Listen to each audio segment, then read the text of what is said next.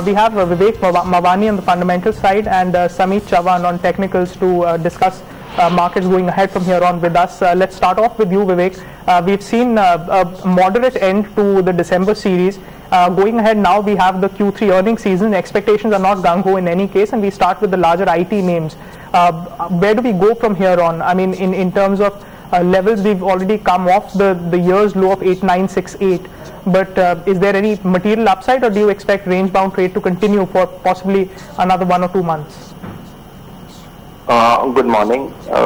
As far as the broad markets are concerned, it's largely going to be stock specific, and there's actually going to be no real change in that. So we could have very wide variances going ahead, where we could have handful of stocks actually gaining another 50% in the next 1 year, and there could be another set of stocks losing 50% from the levels that we are today. But as far as the Nifty or the indices are concerned, I clearly see a range-bound trade with a negative bias. So I don't see significant upsides between beyond 8200 or 8250 on the Nifty. But on the downside, we could slide down to maybe 7500, and if things globally get really ugly, then it could also be 7200 in the next few months. I'm not really referring to 1 or 2 months, but a slightly longer term time frame, getting into 2017.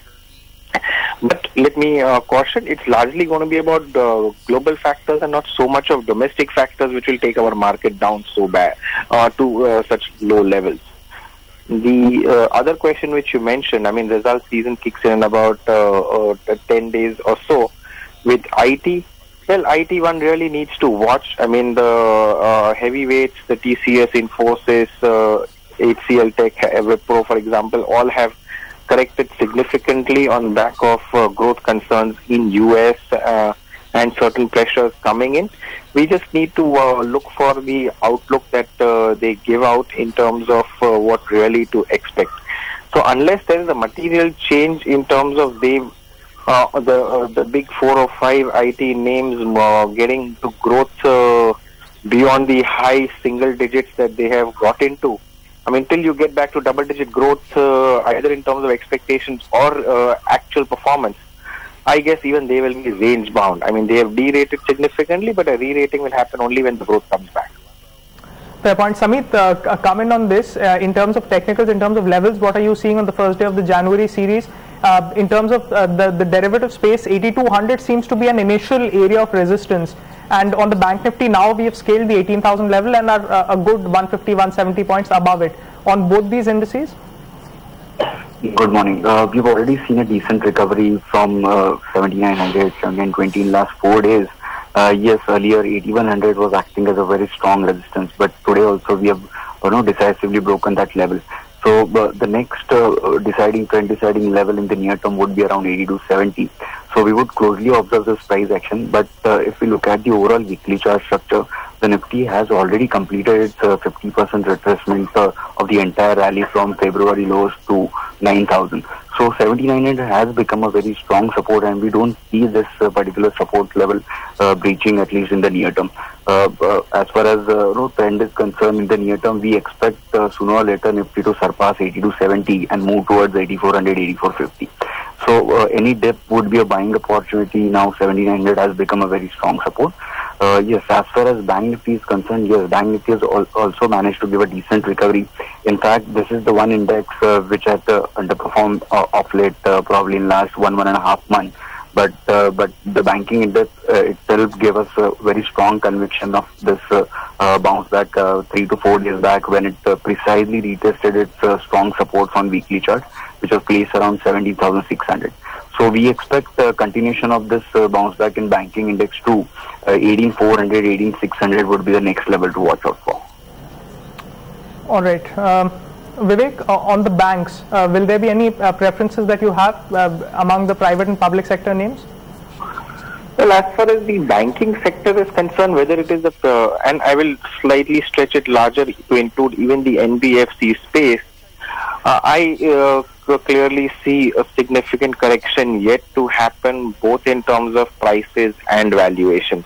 So whether we are talking of private banks, whether we are talking of the PSU banks or the NBFCs. I mean, as far as the PSU banks and NBFCs are concerned, they had a huge run-up in 2016. Some of it was not warranted, some of it not backed by fundamentals.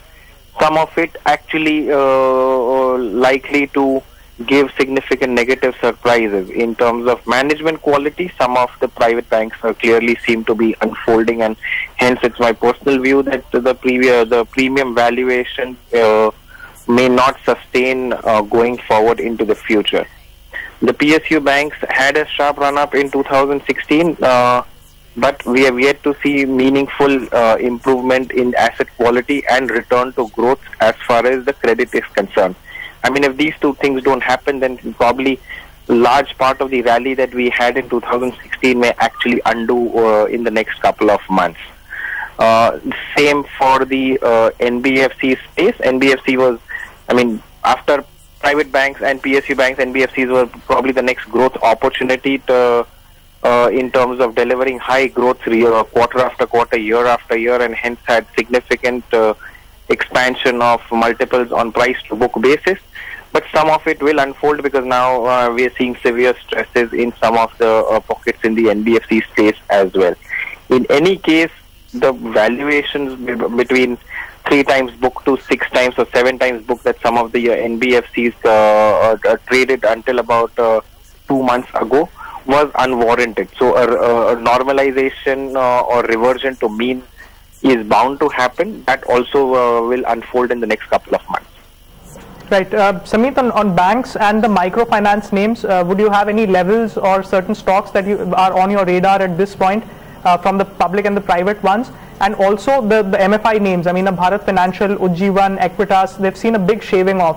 So will these be good times to enter? And if you can extend this view to something like a Capital First and a Bajaj Finance as well. See, as far as private banking is concerned, yes, HDFC Bank has been our preferred pick of late, and the stock has managed to give a decent recovery in last 2 to 3 trading sessions. The stock is now trading around 1200, but we expect this bounce to extend at least in the near term towards 1220, 1230. The ICICI and Axis Bank that are also trading around a strong support. As far as ICICI Bank is concerned, it's been hovering around its 200-day SMA since last 3 to 4 days. And probably it's in the process of forming a strong base around a strong support zone. So we expect a decent recovery at least in the near term. Probably ICICI Bank 265, 268, these are the next level to watch out for. And we don't see this stock now sliding below 240, 242 at least in the near term. For Axis Bank, we expect this particular stock to extend this bounce back rally towards 475, 476. And now any dip probably towards 435, 438 would be a very good buying opportunity. See, as far as Capital First is concerned, yes, this stock has managed to give a decent recovery in last 2 to 3 weeks. But overall, if you look at the weekly chart, this stock is clearly slipped into a consolidation mode, wherein the higher end 580, 590 seems to be a very strong resistance. So that can be interpreted as a trend deciding level in the near term as well. So once the stock manages to surpass 580, 585 with rise in volumes, then we could see extension of this move towards 620, 630. But as of now, we expect this consolidation to continue. As far as Bharat Financial is concerned, this stock has managed to give a very sharp recovery in last 4 days. This particular stock tested the sub 500 levels and is now trading beyond 600. But purely with the near term, we expect 640 to 645 to act as a very strong resistance, and we could see some profit booking coming in at higher levels. Right. Sameet, what's your view on some of the cement names, because they are seeing some buoyancy in today's session? Ambuja Cement is gaining, I think, around 1.5% is what the quantum of that gain is in today's session. There's Ultratech, ACC also, which are marginally higher. And certain smaller names, I mean, we've seen a strong bout of correction. But after this correction, are these names good to go? India Cements, for instance, if you can pull up a 3-month chart, is come down from a high of 162. There's Sri Cements, Andhra Cements is, I suppose, also up in trade today. What would your view be on some of these? Where would your preference lie, if at all? See, we have been maintaining our optimistic stance on Ultratech Cement. The stock has managed to give a very sharp correction in last 2 to 3 months. The stock has given a correction from 4,000-4,100 level. However, 3,000-3,100 seems to be a very strong support. The stock has already given a decent price-wise correction, and now we expect this particular stock to slip into a consolidation mode. We would expect some time-wise correction, but 3,000-3,100, as I said, seems to be a very strong support. So any dip would be a buying opportunity, at least with a near-term, medium-term view. 3,400, 3,450, these are the next possible level that we are expecting in ultra-day. From the mid-cap space, yes, India Cement structure certainly looks good. If we look at the weekly and monthly chart, 105 seems to be a very strong support. And the stock has been hovering around this strong support since last 5 to 6 weeks. So we would see some consolidation happening at least for next 3 to 4 weeks. But 110, 105 seems to be a very good buying opportunity, and we could expect a decent recovery towards 130, 135. All right. Aurobindo Pharma is the top gainer in trade today, and in terms of Sun Pharma, Cipla, all these stocks are mild gainers by a quantum of 1.5 to around close to 1%. Vivek, we've had a lot of volatile times for some of these pharma counters, especially something like a Divi's Lab. Does that look attractive at this price point? And on the larger names, do you think that the bout of correction is behind us and we can look for better times ahead? What's your view on a Sun Pharma or even on an Aurobindo for that matter? See, as far as the pharma space is concerned, they are correct. Reasons which are regulatory in nature and the real financial impact. I mean, two levels of financial impact. One is, of course, their growth getting affected in the near term till the regulatory issues are sorted out, and the other is the actual cost of sorting out those issues. Now, each company has its own set of challenges to deal with. But post the correction that we have seen, I mean, last 18 months, the pharma space, whether it's the Sun Pharma, Lupin or Aurobindo or Cadila or Vocard or Dr. Reddy's, most of them have been in a downward range, but with a negative bias and just drifting off now. Till the growth rates come back, what we saw until about a couple of years ago, I don't see them really giving huge positive returns, number one. Number two, the concrete signs of regulatory challenges being behind them. I mean, till we have that confidence, I mean, they will continue to trade in a range. Having said that, my sense is that the collateral damage to stock prices is already done. So, I mean, if you were to ask me, can Sun Pharma fall further from the levels of 600, 620, say, I don't think so. But will it go back to 900 levels that it was trading 1 year ago? I don't. I see that also a very unlikely event. Same for a Lupin. Can Lupin fall another 20% from the levels that we are, or an Aurobindo, or any of the top names that you are talking about? That may not happen, but the upside also seems limited in the near term, and they'll continue to be trading in a range. Right.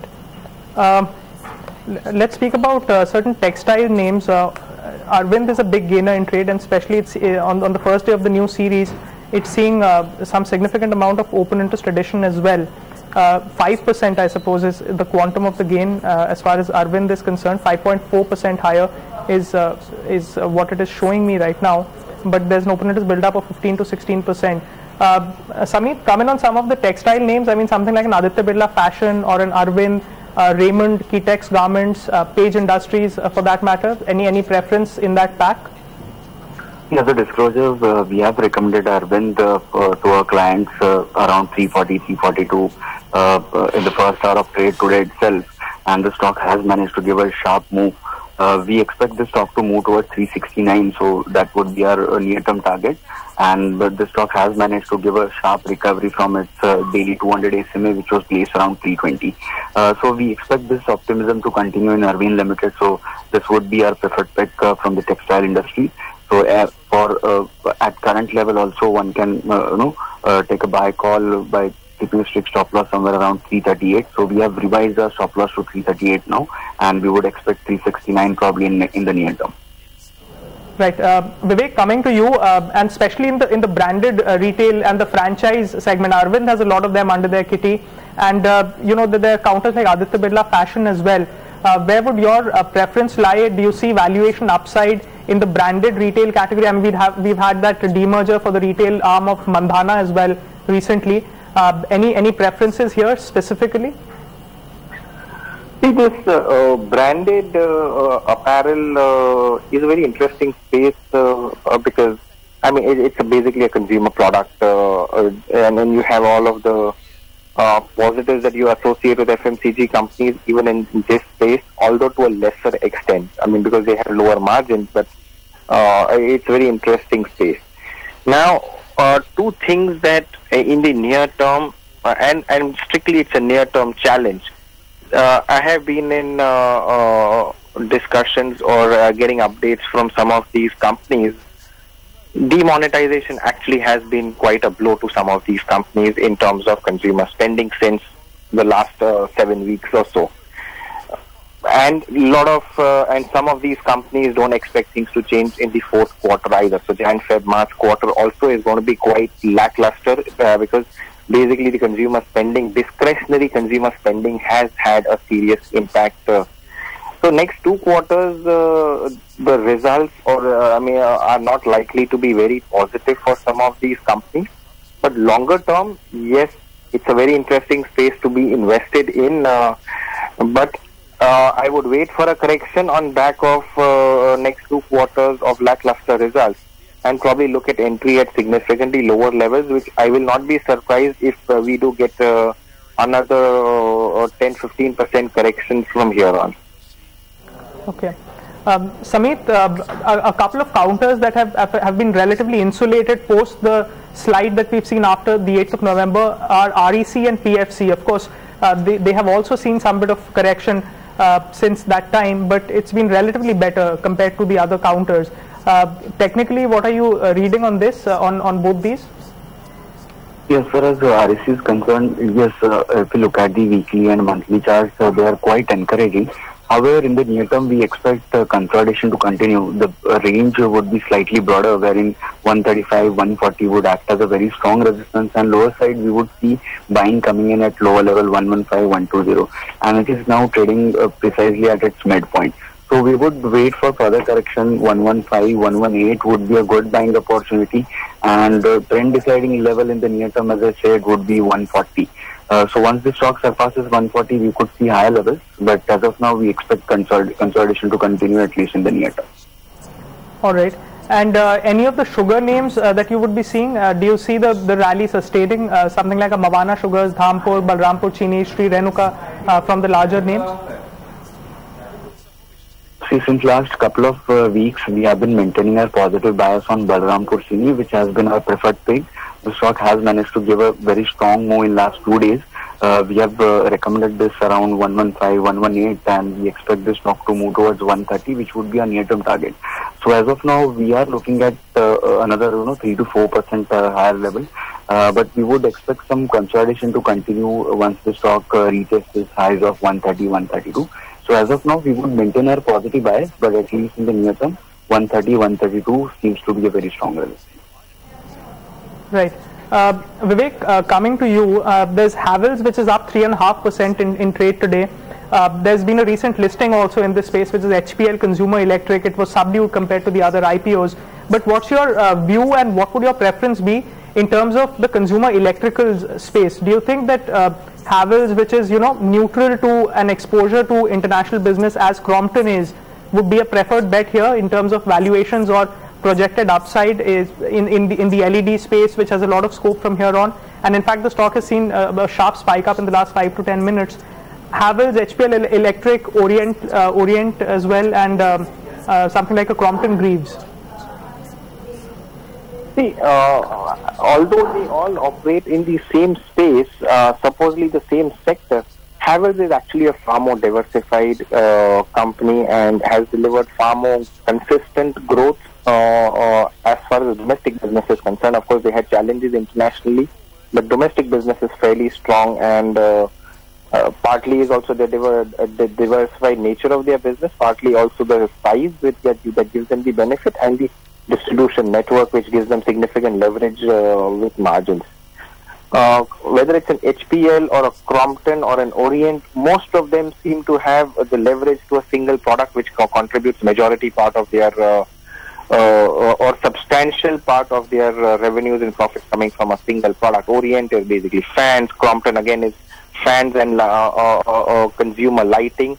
They don't have cables and switches, etc. The preference will definitely be still continue to be with Havells, given the size, stability, and consistency of its growth, high return on capital and return on equity that Havells has consistently maintained. The other Crompton consumer electricals is also attractive, but I would wait for a price correction, maybe of about 10-15% to get into Crompton. All right, Vivek, we're going to leave it at that, but really appreciate you joining us with your view on the index. Also, Sameet, with your view on the technicals, on the index, as well as sector ideas and stock-specific strategies as well. We'll end the show now, but on the other side, we speak about the buzz and sugar stocks with Avinash Verma of ISMA up ahead on Corporate Eye. Keep watching.